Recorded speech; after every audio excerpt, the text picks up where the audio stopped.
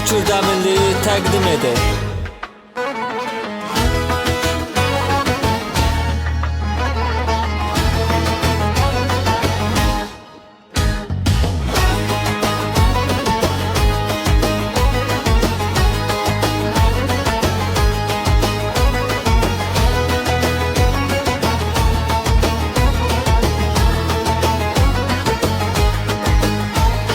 Tek başına gezme ceyran, kalbim alıp sana heyran.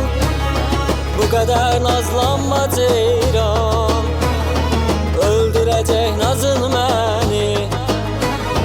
Könül bağına gül əkirsən, kalbime dağlar çəkirsən.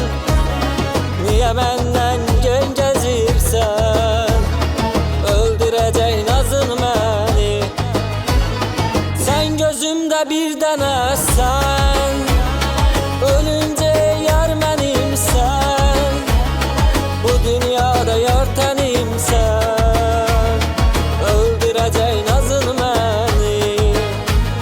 Sen gözümde bir denesen, ölünce yar benimsen. Bu dünyada yar tenimsen, öldürecek nazın beni. Senden yoktu bu dünyada, gelmelisən sal bir yada. Bu sevgini verme bana, öldürecek nazın beni. Senden yoktu bu dünyada, gelmelisən sal bir yada. Bu sevgini verme bana, öldürecek nazın beni.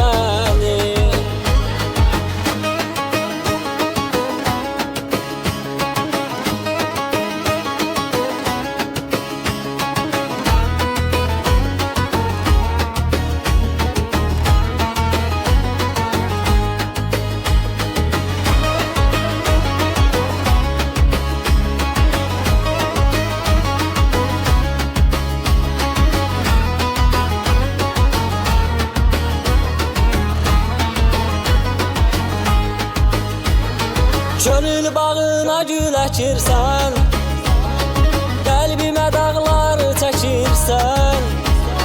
Niye benden gen gezirsən, öldürecek nazın beni. Sen gözümde bir denesen, ölünce yar benimsen. Bu dünyada yar tenimsen, öldürecek nazın beni. Öldürecek nazın beni.